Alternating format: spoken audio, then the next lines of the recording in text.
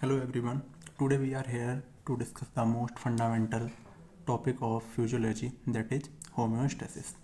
तो आज हम होम्योस्टेसिस के बारे में सारा पढ़ेंगे शुरू से लास्ट तक जितना भी होता है। तो सबसे पहले हम पढ़ते हैं कि होम्योस्टेसिस जो टर्म है कॉइंड बाय वॉल्टर कैनॉन। ये टर्म किसने दिया? वॉल्टर कैनॉन ने। ठीक है, वॉल्टर कैनॉन ने दिया। इसका मतलब क्या होता है? होम्योस्टेसिस मीन्स होता है, जैसे कि हमको वर्ड से बिल्कुल क्लियर हो रहा है, होम्योस्टेटिस मीन्स होता है maintenance of nearly constant condition in our body. Maintenance of nearly constant condition in our body. Nearly constant का मतलब है कोई भी सिस्टम इतना कट टू कट नहीं हो सकता कि एकदम एक्यूरेट चीज़ें मेंटेन कर दे। मतलब nearly constant condition in our body का मतलब है कि बॉडी में जो भी टेम्परेचर वेरिएशन हो रहा है, हार्मोन्स वेरिएशन हो रहा है, उन सबको रेगुलेट करके एक लेवल पर रखना ही होम्योस्टेसिस है। तो होम्योस्टेसिस में जो इन आवर बॉडी हो रहा है, इन आवर बॉडी टर्म्स में अगर हम देखें तो इन आवर बॉडी से लेना देना है। यहाँ पे हमारी बॉडी में दो टाइप के फ्लूइड होते हैं। पहला होता है इंट्रा सेलुलर फ्लूइड और एक होता है extra cellular fluid, ICF, that mean intra cellular fluid. ECF मतलब extra cellular fluid, inside the cell होता है। और ECF क्या होता है? आउटसाइड द सेल होता है। राइटिंग मेरी थोड़ी सी गंदी है, बाय नेचुरल। ठीक है, आउटसाइड द सेल होता है। अब जो वर्ड होम्योस्टेसिस डिफाइन हो रहा है वो इंटरनल जो सेल्यूलर फ्लूइड है, इंटर सेल्यूलर फ्लूइड है, उसके लिए डिफाइंड नहीं होता। ये डिफाइंड होता है ECF के लिए, एक्स्ट्रा सेल्यूलर फ्लूइड के लिए। इसका मीन्स क्या है कि एक्स्ट्रा सेल्यूलर फ्लूइड के लिए क्यों डिफाइंड होता है, ICF के लिए क्यों नहीं? तो जो एक्स्ट्रा सेल्यूलर फ्लूइड है, ECF है, वो मूवेबल होता है। मूवेबल होता है almost every time, almost every time मतलब हर टाइम ये मोशन करता रहता है। अब जो चीज़ मूवेबल है उसी से इन्वायरमेंट को कांस्टेंट किया जा सकता है। तो ECF मूवेबल होता है, इसी वजह से जो होम्योस्टेसिस है वो ECF ही मेंटेन करता है। तो ECF maintain homeostasis. Homeostasis that is constant internal environment in body, internal environment in body। ठीक है, अब दोनों में डिफरेंस पढ़ते हैं, ECF और ICF में डिफरेंस क्या क्या है। तो ICF जो होता है इंट्रासेलुलर फ्लूइड, उसमें कुछ कुछ चीज़ें होती हैं और ECF में भी कुछ कुछ चीज़ें होती हैं। ECF में हमारे क्या क्या होते हैं? Na+, Cl-, HCO3-, sodium ion, calcium ion, bichloride ion, bicarbonate ion, और इसमें आ जाएगा glucose, fatty acid, amino acid. ये सारे क्या होते हैं? ये आ जाएगा इसमें एमाइनो एसिड, ब्लड, लिम्फ, ये सारे हमारे क्या होते हैं? ECF, extra cellular fluid. ICF में क्या आ जाएगा? पोटेशियम K+ आ जाएगा, PO4- आ जाएगा, फॉस्फेट आयन, और आ जाएगा हमारा एक्वस ह्यूमर, बिट्रस ह्यूमर। ये सारे हमारे किस में आ जाएंगे? ICF। तो ECF और ICF हमारा यहाँ पे क्लियर हो जाता है कि ECF में क्या आ जाता है। यहाँ पे मैग्नीशियम आयन भी आ जाता है, Mg2+। ठीक है, ICF और ECF। अब हम पढ़ते हैं ये किस तरीके से किसके सिस्टम को रेगुलेट करता है होम्योस्टेसिस ही। तो इसका बेसिक कहाँ से शुरू होता है? इसमें हम सारे सिस्टम का बेसिक जो फंडामेंटल चीज़ें वो डिस्कस करेंगे, फिर उसके बाद होम्योस्टेसिस का उसमें क्या रोल है ये डिस्कस करेंगे। तो डिस्कस करते हैं पहला टॉपिक इसका, दैट इज अगर हम मान लें ब्लड सर्कुलेटरी सिस्टम। ब्लड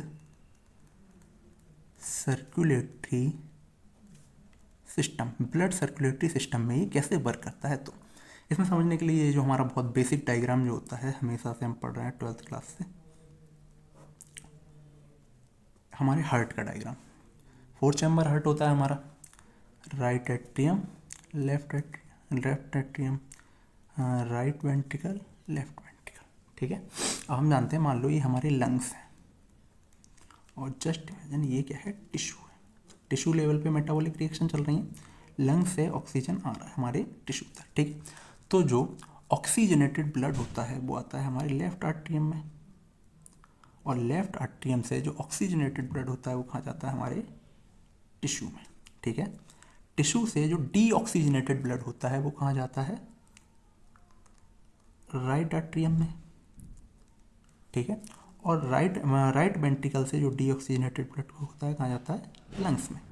ये हम इसका बेसिस जानते हैं, और ये कोई पढ़ने की कितनी यहाँ पे नीड नहीं थी, पर हम पढ़ सकते हैं कि किस किस चीज़ों को ये रेगुलेट कर रहा है। तो इसमें CO2 O2 को रेगुलेट कर रहा है, होम्योस्टेसिस, ये जो हमारा सिस्टम है ब्लड सर्कुलेटरी सिस्टम, ये CO2 और O2 के बैलेंस को रेगुलेट कर रहा है। ऐसे ही अगर हम देखें एक्सक्रिएशन, एक्सक्रिएशन में क्या होता है, किडनी रेगुलेट करता है ना। फिर होता है हमारा रेगुलेशन ऑफ इलेक्ट्रोलाइट्स, ये कौन रेगुलेट करता है, ये भी किडनी ही रेगुलेट करता है, कहीं कहीं पे स्वेट ग्लैंड भी करते हैं। और अगर हम देखें regulation of all body function, regulation of all body function, ये 2 टाइप से होता है। पहला होता है इसमें हमारा नर्वस सिस्टम, और दूसरा होता है हमारा, दूसरा कौन सा होता है, endocrine system, that is hormonal system, ठीक है। उसके बाद अगर हम पढ़ें प्रोटेक्शन कौन कौन देता है हमारी बॉडी को, प्रोटेक्ट करने वाले सिस्टम, प्रोटेक्शन ऑफ बॉडी, ये हमारा क्या होगा, regulation of all body function. Protection of body कौन कौन करता है, प्रोटेक्शन ऑफ बॉडी में पहला हमारा आ जाएगा इम्यून सिस्टम, इम्यून सिस्टम। दूसरा आ जाएगा इंटीग्यूमेंट्री सिस्टम, टेग्यूमेंट्री सिस्टम।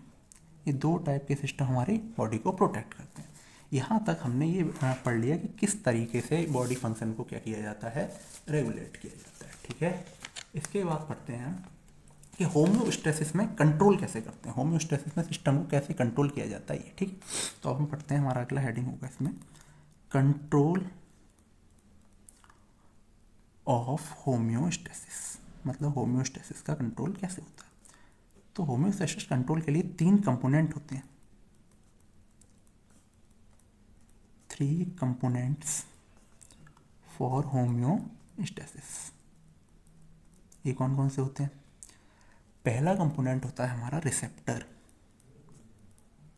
जिसे दूसरी लैंग्वेज में डिटेक्टर, या फिर एक और वर्ड होता है सेंसर। ये तीनों वर्ड एक ही होते हैं, रिसेप्टर, डिटेक्टर या सेंटर। काम क्या होता है, ये रिसीव करता है स्टिमुलस को, रिसीव स्टिमुलस मतलब क्या हुआ, जैसे जब वेदर चेंज होता है, जब बहुत ज़्यादा हीट होती है, तो हीट में हमको बाहर बॉडी और एक्सटर्नल एनवायरनमेंट में टेम्परेचर का चेंज होता है, जिस वजह से हमारी जो बॉडी के रिसेप्टर हैं वो पता करते हैं कि हमको क्या करना है, स्वेट रिलीज करना है, ताकि दोनों में होम्योस्टेसिस मेंटेन हो जाए, दोनों टेम्परेचर सेम हो जाए, ऐसे करके। तो रिसेप्टर वहाँ पे कौन है, हमारी स्किन रिसेप्ट करती है हीट को।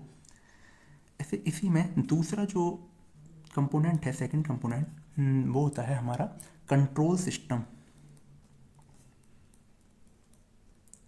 और तीसरा जो सबसे इंपॉर्टेंट होता है, क्या होता है, इफेक्टर, जो इफेक्ट करता है, ठीक है। अब हम इनके तीनों को लिख लेते हैं, जैसे रिसेप्टर का लिखा, अभी कंट्रोल सिस्टम का लिखते हैं, फिर इफेक्टर का लिखते हैं। तो सबसे पहले रिसेप्टर का तो क्लियर था, रिसेप्टर का क्या हो गया, रिसीव स्टिमुलस।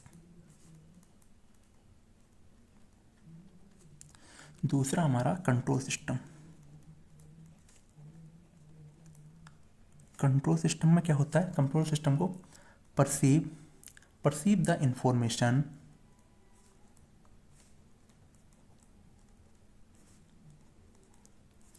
फ्रॉम कहाँ से, receptor, from receptor according to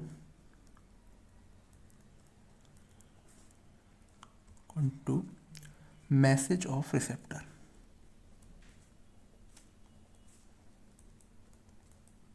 मतलब रिसेप्टर कैसा सिग्नल दे रहा है, पॉजिटिव दे रहा है, फिर पॉजिटिव दे रहा है, नेगेटिव दे रहा है, वो according to message of receptor. Receptor का जो मैसेज आएगा उसी तरीके से कंट्रोल सिस्टम रेस्पॉन्ड करता है। रेस्पॉन्ड अकॉर्डिंग, हम रेस्पॉन्ड वर्ड यूज कर सकते हैं, बहुत अच्छा रहेगा। Respond according two receptor. Receptor ने रिसीव किया स्टिमुलस को, उसके बाद स्टिमुलस किसके पास गया, कंट्रोल सिस्टम के पास। कंट्रोल सिस्टम रिएक्ट करता है जो भी मैसेज आया उसी टाइप से। अभी ये हम पढ़ेंगे पॉजिटिव क्या है, फिर नेगेटिव क्या है, फॉरवर्ड क्या है, बैकवर्ड क्या है, ये सारे सिस्टम पढ़ेंगे। ठीक, तीसरा था हमारा इफेक्टर। इसे बोला था डिटेक्टर भी बोलते हैं और स्टिमुलस भी बोलते हैं। Sensor, detector, sensor, receptor. ठीक, इफेक्टर क्या होता है, will act on signal provided by control system. Control system ने जो सिग्नल दिया उस सिग्नल के अकॉर्डिंग इफेक्टर क्या करता है, वर्क करता है। ठीक है, इफेक्टर वर्क करता है कंट्रोल सिस्टम के अकॉर्डिंग, जैसे टेम्परेचर चेंज में हाइपोथैलेमस एक्ट करता है वैसे करके। ठीक है, अब हम पढ़ते हैं एग्जांपल ऑफ कंट्रोल सिस्टम, मतलब कंट्रोल सिस्टम किस तरीके से काम करता है ये हम एक बार देख लेते हैं। मतलब रिसेप्टर से सिग्नल कैसे आएगा, इफेक्टर कैसे वर्क करेगा, ये हम अभी देख लेते हैं। फिर उसके बाद हम होम्योस्टेसिस के जो बेसिक फंडामेंटल प्रोसेस हैं उन पर ध्यान देंगे। ठीक, तो पहला है हमारा इसी में एग्जाम्पल ऑफ कंट्रोल सिस्टम। अब कंट्रोल सिस्टम वाले एग्जाम्पल में हम सबसे पहला एग्जाम्पल लेते हैं CO2 और O2 की बाइंडिंग कैपेसिटी का। एक ही एग्जाम्पल से समझ लेते हैं या एक और ले लेंगे, एक ही से। पहले CO2 एंड O2 की बाइंडिंग का। ठीक है, अब जब पार्शियल प्रेशर ऑफ O2 क्या होता है, हाई होता है, तो हाई HbO2 बनता है, मतलब हीमोग्लोबिन ऑक्सीजन से बाइंड करती है। जब partial pressure of O2 high होता है तो क्या बनता है, HbO2 बनता है, HbO2 बनता है। जब partial pressure of CO2 high होता है तो क्या बनता है, HbCO2 बनता है। ठीक है, और यहाँ पर अगर हम एक लाइन और लिखना चाहें तो O2 का डिसोसिएशन बढ़ जाता है, O2 का डिसोसिएशन बढ़ जाता है और CO2 का एसोसिएशन CO बढ़ जाता है। ठीक है ना, मतलब अगर यहाँ CO2 ज़्यादा है, पार्शियल प्रेशर ऑफ CO2 ज़्यादा है तो CO2 का एसोसिएशन बढ़ जाएगा, लेकिन उसी के रेस्पॉन्ड में O2 का डिसोसिएशन बढ़ जाएगा। अब जब डिसोसिएशन बढ़ रहा है तो डिसोसिएशन बढ़ने का और एसोसिएशन बढ़ने का, डिसोसिएशन कम होने का, एसोसिएशन कम, ये सिग्नल कहाँ से आता है, पूरा कंट्रोल सिस्टम से। ठीक है, आया समझ में। दूसरा पढ़ते हैं हम, दूसरा टॉपिक है, इसमें हम पढ़ लेते हैं ब्लड प्रेशर वाला।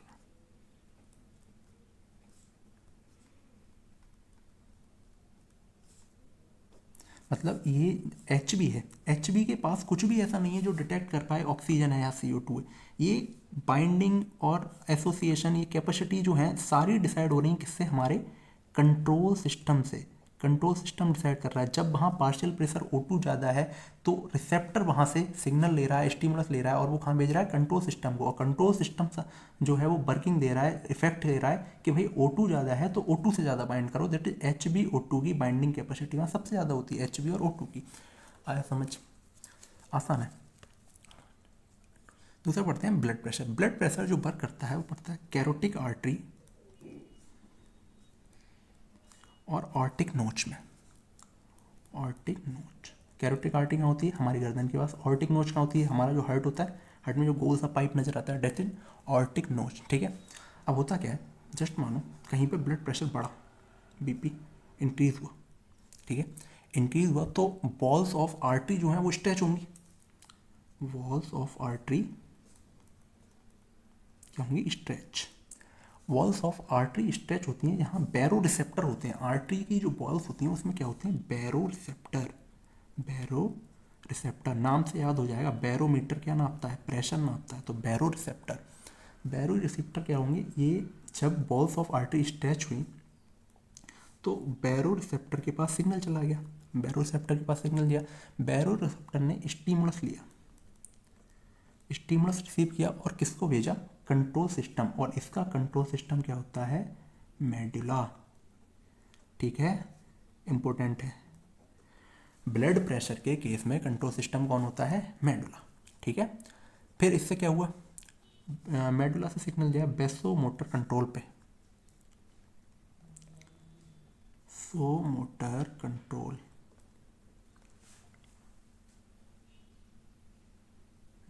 विजुअल नहीं हो रहा शायद, स्टिमुलस। ठीक है, मैं यहाँ दोबारा से कर देता हूँ। ये जो स्टिमुलस है ये जाता है मेडुला के पास, किस पे जाता है, मेडुला के पास।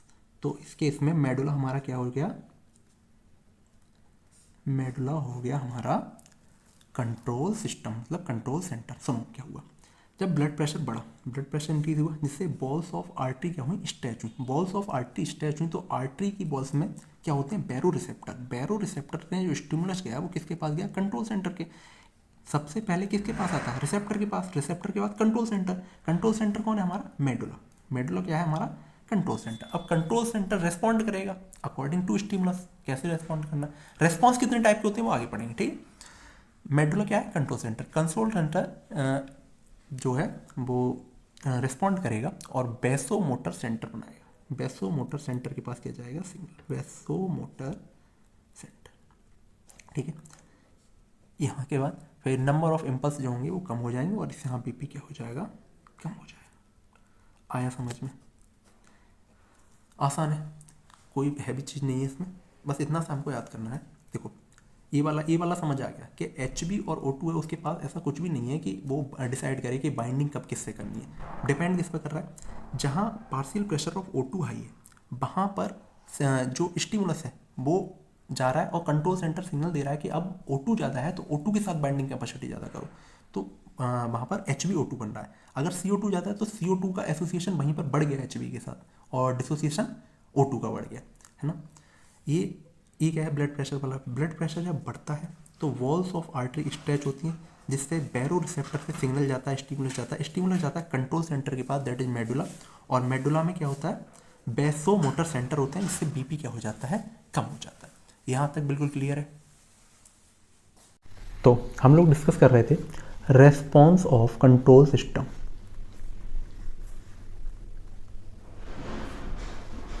इसी को दूसरा वर्ड हम बोल सकते हैं, रेस्पॉन्स ऑफ कंट्रोल सिस्टम को system for maintenance of homeostasis.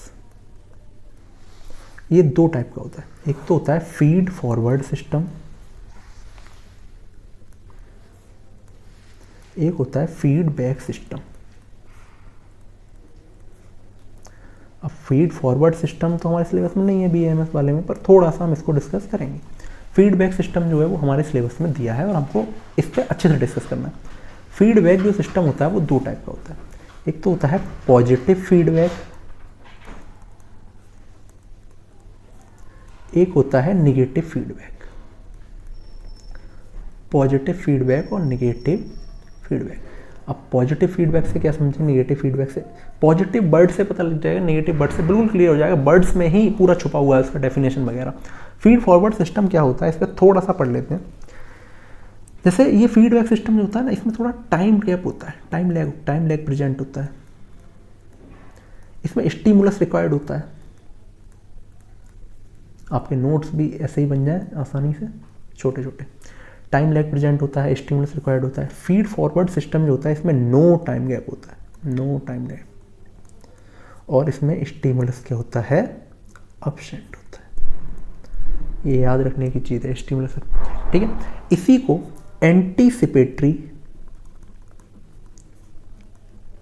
या एडिटिव रेस्पॉन्स भी बोलते हैं, adaptive response, adaptive response.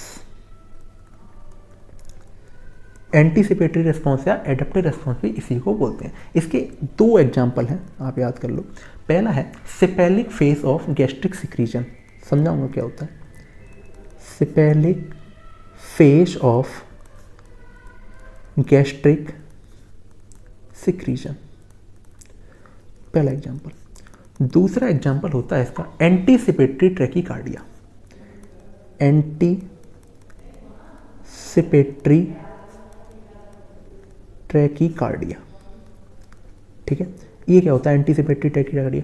Exercise करने से पहले ही हमारी धड़कनों का बढ़ जाना, दैट इज एंटीसिपेटरी ट्रैकीकार्डिया। अब इसमें कोई भी हमारी बॉडी में स्टिमुलस नहीं गया, कोई भी रेस्पॉन्स नहीं हुआ, कोई भी इफेक्टर नहीं है, सेंट्रल नर्वस सिस्टम के पास कोई रेस्पॉन्स नहीं जा रहा, फिर भी कुछ ना कुछ बॉडी में चेंज आ रहे हैं, that is feed forward system. मतलब हमारी बॉडी के अंदर कोई भी चेंज नहीं हुआ, कोई भी होम्योस्टेसिस का चेंज नहीं हुआ, सारा कुछ कांस्टेंट है, खुद से ही, मतलब माइंड ने खुद से रिएक्ट किया और कुछ ना कुछ चेंज हुआ, that is anticipatory tachycardia. Exercise करने से पहले ही धड़कनों का बढ़ जाना।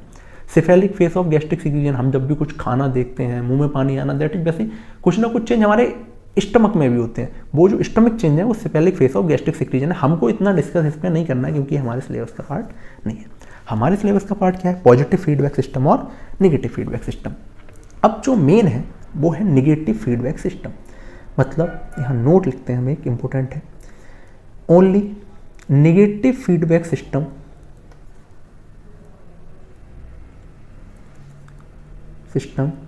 रेगुलेट द होम्योस्टेसिस या मेंटेन द होम्योस्टेसिस। मतलब होम्योस्टेसिस के चेंज को ओनली नेगेटिव फीडबैक जो सिस्टम है वही चेंज करता है, वही उसको मेंटेन करने का काम करता है होम्योस्टेसिस को।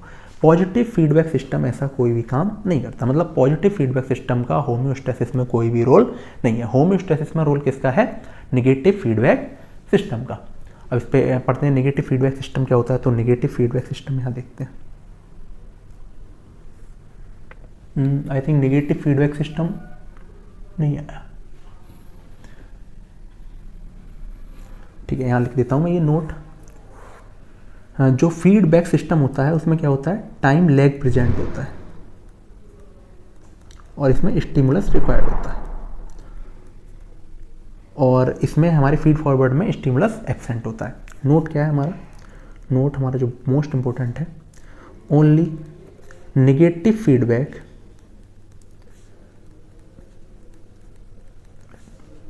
रेगुलेट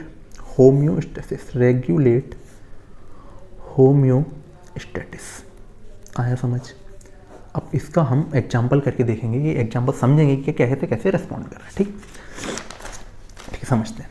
सबसे पहले निगेटिव वाला समझते हैं, फिर पॉजिटिव वाला, और हमारा चैप्टर यहाँ पे खत्म हो जाएगा। ठीक, तो पहला है निगेटिव मैंने बताया कि निगेटिव ही रेस्पॉन्ड करेगा रियलिटी में होम्योस्टेसिस में। Negative feedback system. अब निगेटिव फीडबैक सिस्टम क्या होता है? सुनो, जैसे मानो एक हार्मोन होता है थायराइड रिलीजिंग हार्मोन, TRH। कहाँ से रिलीज होता है? हाइपोथैलेमस से। ठीक है, थायराइड रिलीजिंग हार्मोन जो होता है कहाँ से रिलीज होता है? हाइपोथैलेमस से। ठीक है, एक हार्मोन इसी के स्टिमुलस से एक दूसरा हार्मोन होता है TSH, thyroid stimulating hormone. Thyroid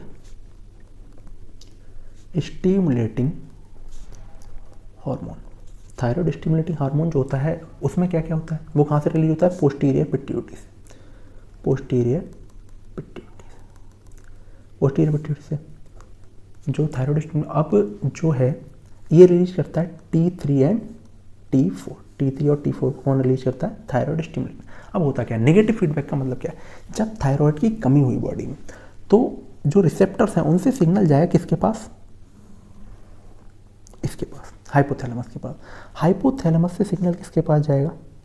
इसके पास कि भाई स्टिमुलेट करो, और ये दोबारा से रिलीज हो जाएंगे जब कमी होती है। ठीक है, और जब बढ़ता है तब भी क्या होगा? सिग्नल जाएगा हाइपोथैलेमस के पास, हाइपोथैलेमस से सिग्नल आएगा इसके पास, और ये दोबारा से बढ़ जाएगा। ये हुआ निगेटिव फीडबैक सिस्टम। मतलब किसी भी हार्मोन्स की, आयन की जब कमी हुई तो वहाँ के जो रिसेप्टर हैं उन्होंने सेंट्रल नर्वस सिस्टम के पास सिग्नल भेजा और उसने फिर रेस्पॉन्ड किया और जो चेंज था वो बैलेंस हो गया। ठीक है, अब इसके बाद हम पढ़ते हैं पॉजिटिव फीडबैक सिस्टम।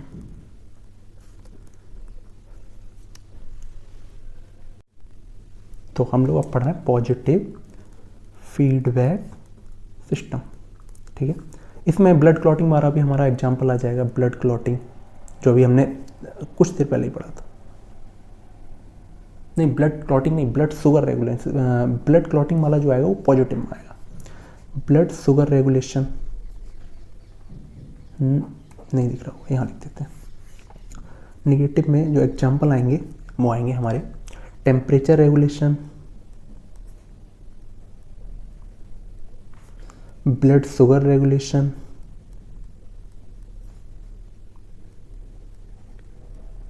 और आ जाएगा थायराइड, ये तो आएगा थायराइड रेगुलेशन, बीपी रेगुलेशन जो हमने थोड़ी देर पहले पढ़ा था। ब्लड क्लॉटिंग किसमें आएगा? पॉजिटिव में, सॉरी वो मैंने बोल दिया था, मेरा बीपी से लेना देना था, ठीक है, बीपी रेगुलेशन। अब पढ़ते हैं पॉजिटिव फीडबैक सिस्टम। तो पॉजिटिव फीडबैक सिस्टम क्या होता है? देखो पॉजिटिव फीडबैक सिस्टम है वो रेस्पॉन्ड नहीं करता होम्योस्टेसिस में, ठीक है, do not maintain homeostasis, homeostasis in body, मतलब बॉडी में होम्योस्टेसिस मेंटेन करने में पॉजिटिव फीडबैक सिस्टम का कोई भी रोल नहीं होता। अब कैसे वर्क करता है वो समझते हैं, ठीक। अब पॉजिटिव फीडबैक सिस्टम क्या है? जैसे मानो at the time of parturition,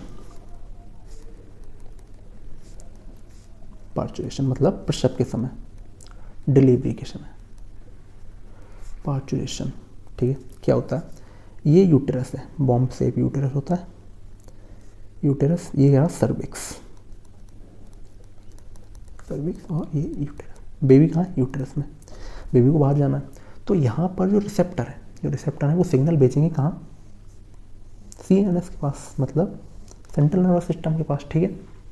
उससे क्या होगा? ऑक्सीटोसिन रिलीज होगा। क्या रिलीज होगा? ऑक्सीटोसिन रिलीज होगा। ऑक्सीटोसिन रिलीज होता है जिससे क्या होता है, जो स्ट्रेच रिसेप्टर होते हैं सर्विक्स के वो क्या हो जाते हैं? डायलेट हो जाते हैं, मतलब जगह बन जाती है, ठीक है। अब स्ट्रेच रिसेप्टर जब ओपन होते हैं तो बेबी यहाँ से मूव कर जाता है, ठीक है। और जैसे यहाँ तक बेबी आ गया, अभी और ज़्यादा ऑक्सीटोसिन चाहिए, मतलब और ज़्यादा स्ट्रेच, तो और ज़्यादा सिग्नल जाएगा।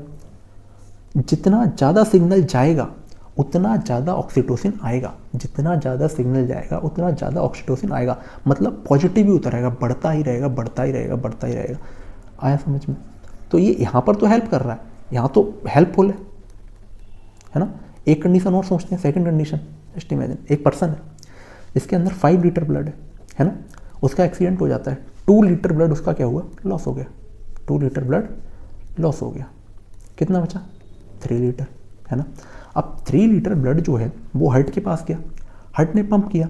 अब हार्ट की पंपिंग कैपेसिटी जो है वो तो पॉजिटिव रेस्पॉन्स करेगी, मतलब उसको तो सेम तरीके से ही रेस्पॉन्ड करना है। तो ये 3 लीटर ब्लड जो है ये ऑर्गन तक कम पहुंच पाएगा, क्योंकि उसकी पंपिंग कैपेसिटी वही है। और जब ब्लड कम आया तो उसे और पॉजिटिव रेस्पॉन्स मिलता है स्पीड से डायरेक्ट करने का, धड़कनें बढ़ जाती हैं तो स्पीड से जब वो पंप करेगा तो 3 लीटर ब्लड ऑर्गन्स तक नहीं पहुंचाएगा, जिस केस में डेथ भी हो सकती है।